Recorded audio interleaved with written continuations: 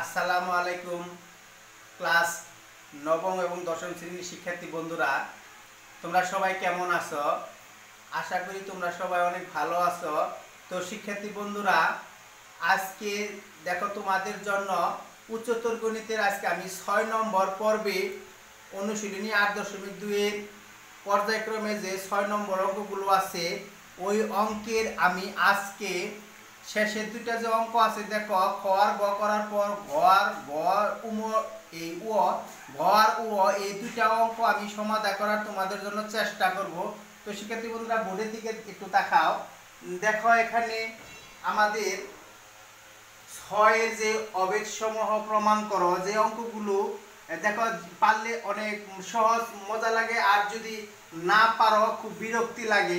দেখো আমাদের এখানে আছে sec to the power 4 theta, যে 4 আছে sec to the power 4 theta minus sec square theta সমান 10 to the power 4 theta plus আছে tan স্কয়ার থিটা।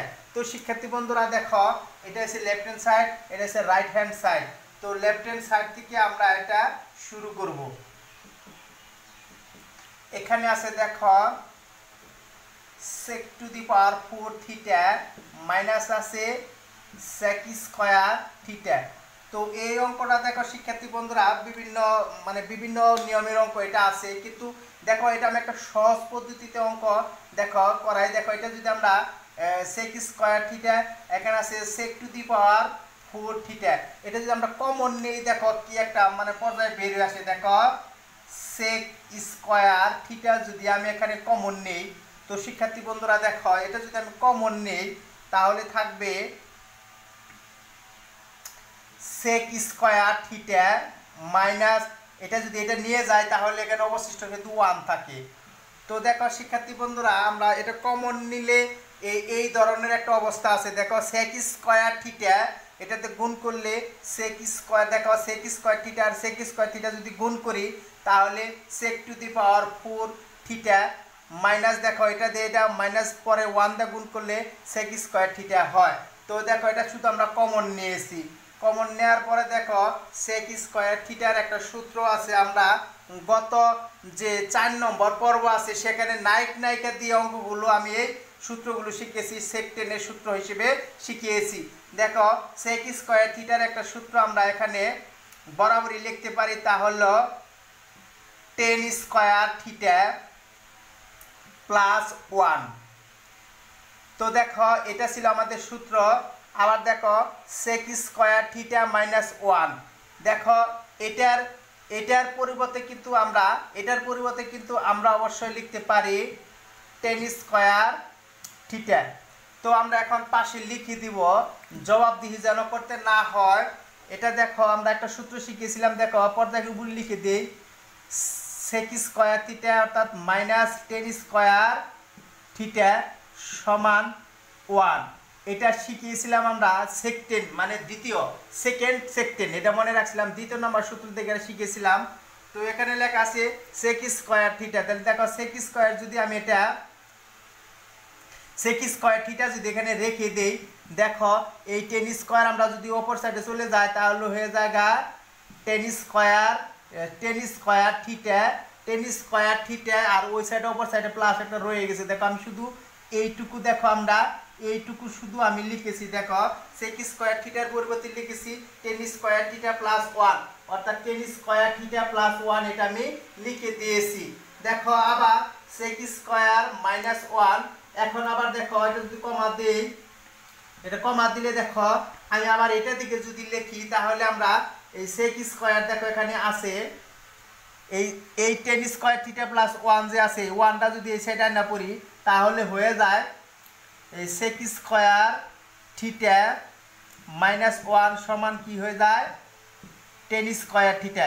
আমি দেখো যারা বুঝতেছ না তাদের জন্য আমি একটু বুঝিয়ে দিই, তাহলে দেখো sec স্কয়ার থিটা আমরা শিখেছিলাম, সূত্রটা ছিল আমাদের যে সূত্রটা ছিল এটা ছিল প্রধান, যে সূত্রটা ছিল মেন সূত্রটা যারা ছিল এটা ছিল sec square theta minus tan square theta, অর্থাৎ sec tan, যারা মনে করে সেকেন্ড আমরা মনে করার যে একটা কৌশল শিখেছিলাম।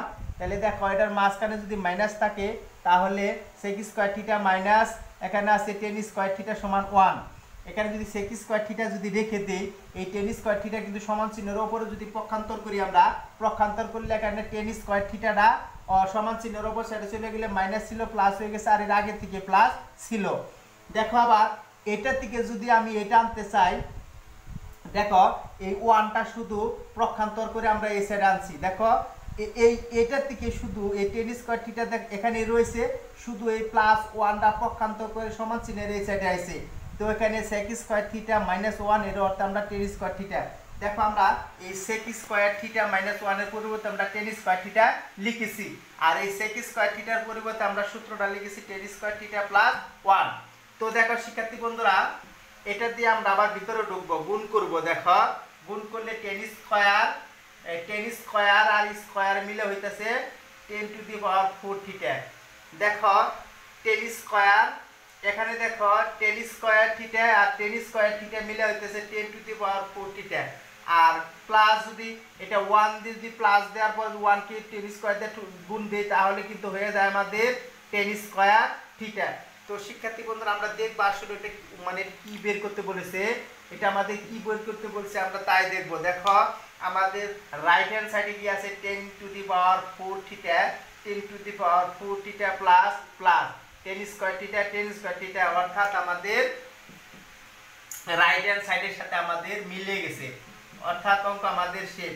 অর্থাৎ এখানে তোমরা লিখতে পারো লেফট হ্যান্ড সাইড সমান রাইট হ্যান্ড সাইড, যেহেতু মিলছে তাহলে আমরা অবশ্যই লিখব প্রুফ। এই প্রুফটা আমরা লিখে দিলাম। শিক্ষার্থী বন্ধুরা, এবার আমরা ও নম্বর অঙ্কটা আমরা করার চেষ্টা করব। দেখো শিক্ষার্থী বন্ধুরা, ও নম্বর অঙ্কটা আবার একটু ব্যতিক্রম অঙ্ক।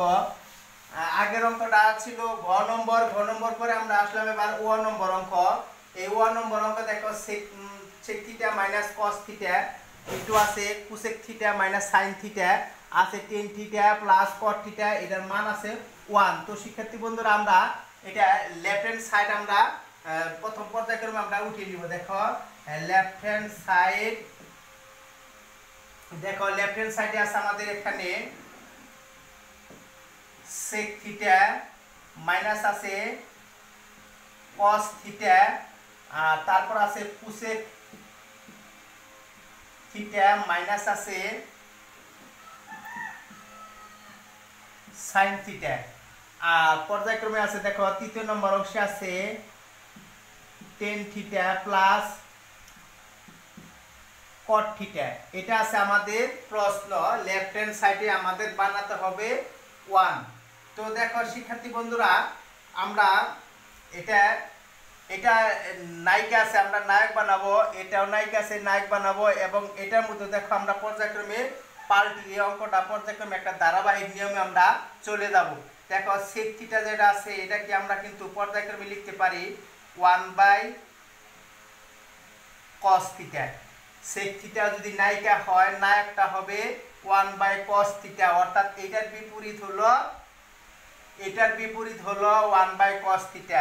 তো এটা মাইনাস cos থিটা যেহেতু আছে, আর cos থিটাকে আর পাল্টানো দরকার নেই, অর্থাৎ ওইটার স্বরূপে আনার জন্য আমরা এটা বুদ্ধি করে এটা আমরা পর্যায়ক্রমে আমরা সূত্র জানি, এই কারণে এই সেক থিটাকে cos থিটার মতো করে বানিয়ে নিলাম। এবার দেখো কোসেক থিটা আছে সাইন থিটা, এটাকেও আমরা বানিয়ে নিব। কোসেক থিটা যদি মানে পুরান যুগের নায়িকা হয়, এখানে পুরান যুগের নায়ক হয় 1/sin থিটা। যারা আমাদের 4th নম্বর পর্ব দেখেছ তারা হয়তো নায়ক নায়িকার কথাটা বুঝতেছ। দেখো sine theta minus sine theta আগের ছিল, আগেরই আছে। দেখো এবার আমরা এখানে দেখো এরা সাইন থিটা নিয়ে সাইন থিটা নিয়ে মেলা শুরু হয়েছে, এখানে সাইন থিটার হাট বাজার শুরু হয়ে গেছে। শিক্ষার্থী বন্ধুরা, দেখো আমাদের অঙ্কের মধ্যে হাট বাজার শুরু হয়ে গেছে।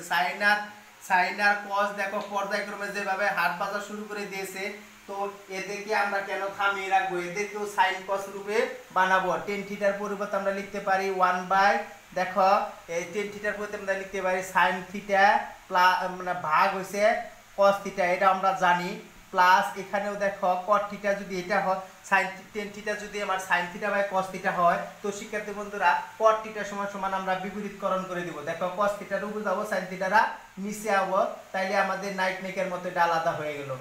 দেখো এটা হয়ে যাবে সাইন থিটা, আমরা শুধু প্রত্যেকটার মানগুলো আমরা এখানে বসিয়েছি। দেখো মানে পর্যায়ক্রমে প্রত্যেকটা লেখবার গেলে আমাদের এখানে আর মানে জায়গা হবে না। তো এই কারণে তোমরা অবশ্যই 4 নম্বর পর্ব জেনে এটার প্রত্যেকটার মান তোমরা জেনে নেবে।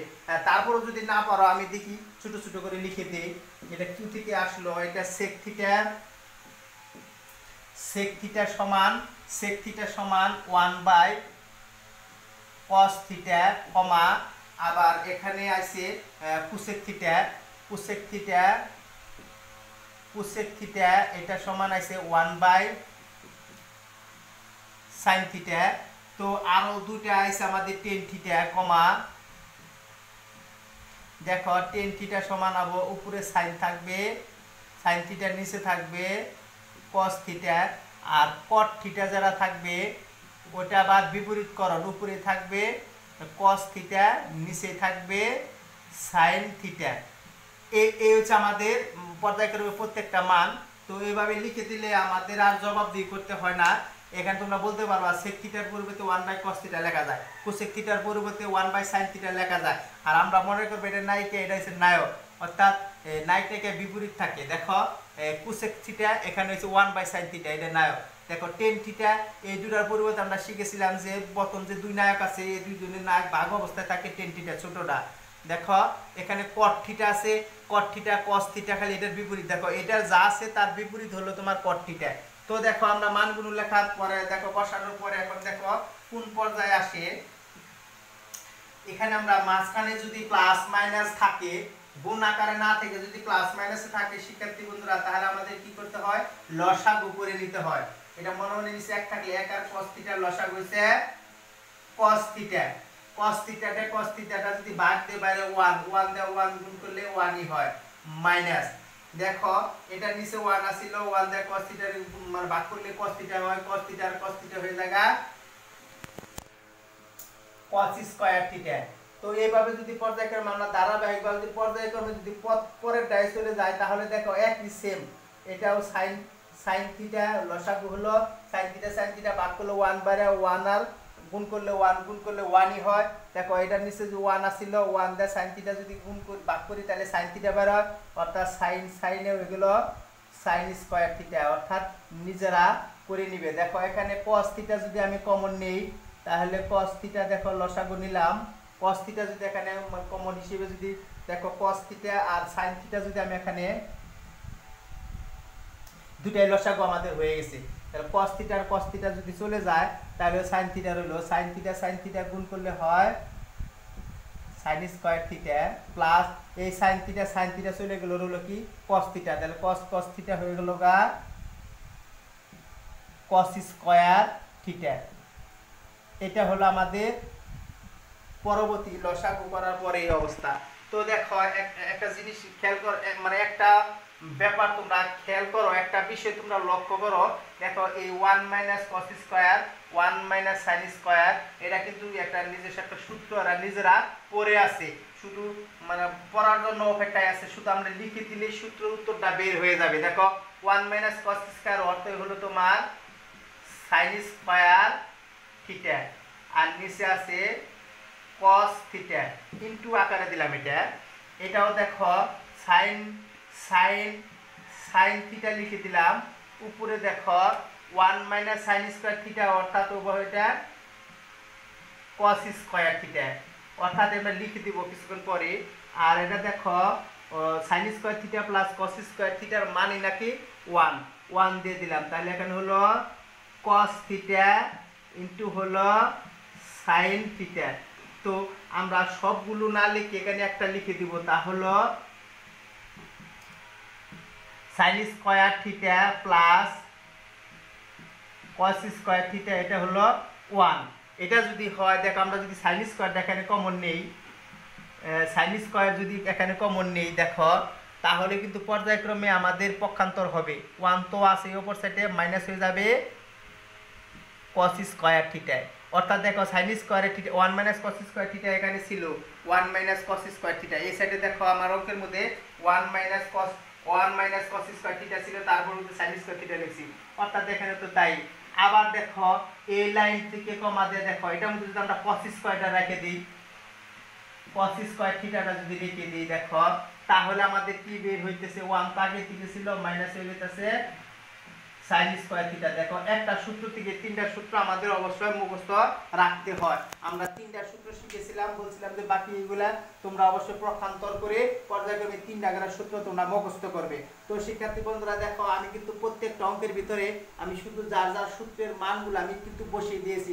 তো ওই সূত্র প্রত্যেকটা মান যখন বসিয়েছি দেখো আমাদের এই অবস্থায় এসেছে। দেখো এখন আমরা এই cos থিটা দেখো গুণ যদি করি আর এই cos থিটা যদি গুণ করি তাহলে কিন্তু অবশ্যই এখানে দেখো এখানে আছে sin square theta cos theta আর cos থিটা হইতেছে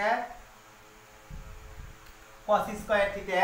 আর দেখো এটা আছে এখানে cos স্কয়ার থিটা আর নিচে দেখো এই sin থিটা আর এই sin থিটা গুণ করলে হয় sin স্কয়ার থিটা।